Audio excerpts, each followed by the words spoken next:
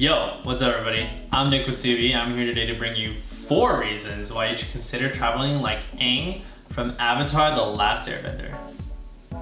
Let's go. Alright, before we jump into the 4 reasons, we have to do a little bit of background and context so you guys will understand what I'm talking about. So the first thing we're going to talk about is how people typically travel. Everybody loves traveling, except for maybe your dog, because then when you go travel, you have to leave him at a doggy hotel, and then he's really sad because he doesn't get to see you. Or maybe he's even happy that he doesn't have to see you. Moving on. Typically, you have around 2 weeks vacation time. So everybody tries to pack in as much as possible in the short amount of time, and I get it. Time is limited and you want to maximize all the things you get to see. But I want to tell you that this is not the only way to travel. And most of the time when people travel like this, they'll hit up main tourist attractions like the Eiffel Tower, or they'll go to the biggest tourist spots in whatever city they're in. And there's nothing wrong with hitting up these tourist spots. They're amazing for a reason, but the beauty of a city doesn't come out when you only hit up all the main tourist spots in that city. It's the little coffee shops, the little restaurants, or the people that you meet within the city that made the people who live in the city fall in love with it in the first place. And I understand, I've traveled in the past like how people typically travel, but then everything changed when the Fire Nation attacked. No, I'm kidding. Everything changed when I read this book. And this book is called Vagabonding. I found out about it by Tim Ferriss. He has this awesome podcast. I'll link it below. I think he has like a blog on it too. But yeah, this book is awesome. I've gifted it to so many people. This is the basis of this video. So I highly recommend you check this book out, but for the sake of this video, I'm just gonna pull out the main idea from this so you have context to understand what this entire video is about. Are you ready? The main point of that book is you don't wanna plan everything out meticulously. You can plan some stuff out. Going to Thailand to eat sticky rice, or going to Argentina to learn the tango. These are good reasons to explore the place and spark your interest to think about even going there. But then once you're there, you don't necessarily have to just learn how to tango. There's so many other things to do in Argentina than just tango. But it's a good reason to spark your initial interest to get there. And the most important thing is you just wanna welcome spontaneity, you know? Because the book tells you to take that tenfold and go out literally right when you get to your hotel or homestay or hostel or Airbnb, whatever. Just walk around the area and find things that are interesting to you, and then make a mental note and go check them out. All right, now we're just gonna talk about really quickly about Team Avatar and how they travel like this. Aang is an air nomad, which means he's already used to this kind of living and thinking and welcoming spontaneity and living life. But Katara and Sokka are not. Right when they first start meeting, Aang's like, okay, you need to learn waterbending, I need to learn waterbending. Let's go to the North Pole to find a waterbending master. Their goal is so simple. They don't think, all right, we need to get there as fast as possible. Well, they are slightly worried about that, which understandably, he has to defeat the Fire Lord. They make so many little detours. Aang's like, all right, we need to go penguin sledding and ride some rhinos and this, that, and the other. Will you go penguin sledding with me? Sure. Aang truly embodies that playful kid spirit that I think we all need a little bit more of. Just a little bit. Because of the way he travels like this, he meets so many interesting people, right? He meets Jet, he meets Toph, his earthbending teacher, because Sokka is like, oh, let's go to this rock bending tournament thing. Yeah! Woo! The boulder knows how to put the hurt in the dirt! And then they find out that Toph is this super royal person who is in the rock tournament and nobody knows that she's actually this part of this royal family.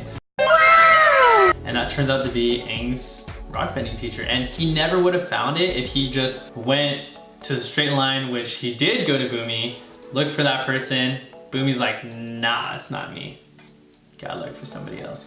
You gotta vagabond and wander around and look for him.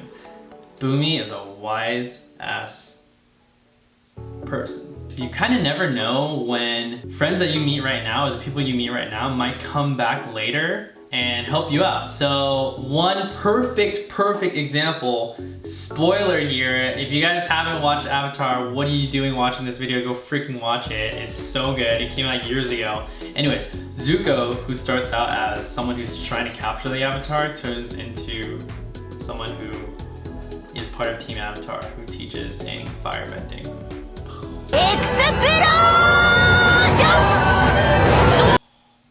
Uncle Iroh, holy crap, love that guy so much. We're definitely doing a video on him. He's amazing. Delectable tea or deadly poison?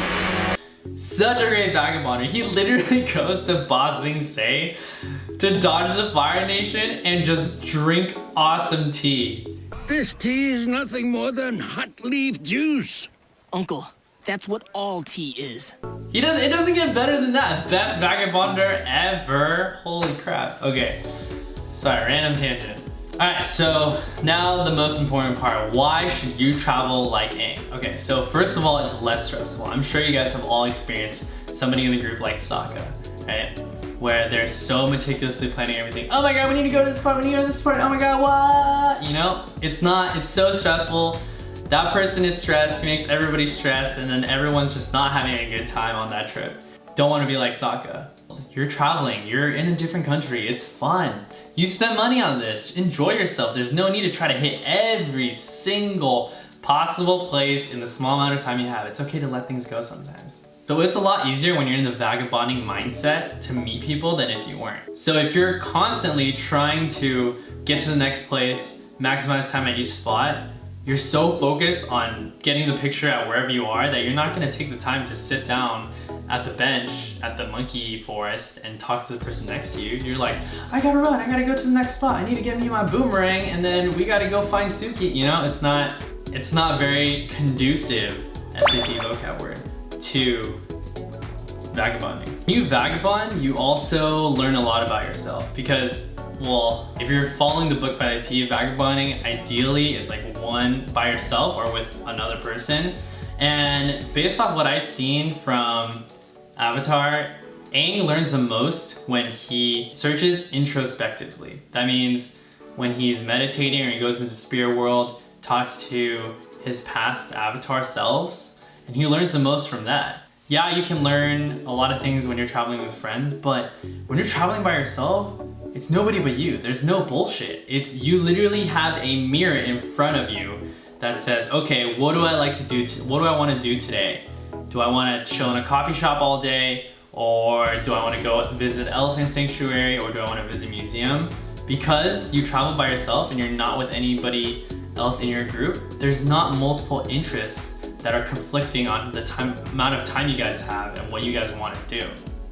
It's essentially just, all right, I'm here today, what do I feel like doing? And it really shows you what you enjoy doing, because when I was on this 2-month backpacking trip, I realized that I really enjoy sitting in a coffee shop reading a book, and the A-type personality in me knew that, oh my God, I'm wasting time, but no, that's something I enjoy doing, so that is totally fine. I had to come to accept that. But if I was traveling with a bunch of friends, I would never have the time to do that because I need to go see pandas, you know? Just do it. Just travel by yourself. I know it's scary, read the book, understand the safe, don't be an idiot, and then traveling by yourself is not that dangerous. And ultimately, if you travel like Aang and you adopt that fun, vagabonding perspective and mentality, you're gonna go on so many adventures. The best stories come from spontaneity, so embrace that and have fun. Final thought. So I know a lot of you guys might be thinking, well, Nick, like I don't have like a lot of time or money. This vagabonding sounds great, it's just not in my person. I just can't do it right now. I respect that so much. But vagabonding ultimately is a mentality. All humans are creatures of habit, me included. I bet most of you guys will wake up, eat breakfast, go to work or school, whatever, and then after work, come back, get dinner, hang out with a friend, watch some Netflix, you rinse and repeat. And so your life is not that different. But if you adopt a vagabonding mentality, maybe this weekend you go out and you drive 30 minutes to an hour from wherever you live and you just wander around for a couple hours. I guarantee you'll find something super interesting, and you might even learn a little bit about yourself. You don't have to necessarily go all the way across the world to try vagabonding. It really is just a mentality. But yeah, I implore all of you guys to try vagabonding for a little bit, and if you do, let me know in the comments down below what your experiences was. If you get robbed or anything, please don't blame it on me. I'm sorry. I'm sorry, okay? But it's not my fault. Just be smart, okay? Just don't be dumb. Don't be dumb when you go out. Don't get robbed when you're playing Pokemon Go. Oh my god, okay. Anyways, check this book out, watch Avatar, and if you like my channel, please subscribe. I'll talk to you guys in the next one. Peace.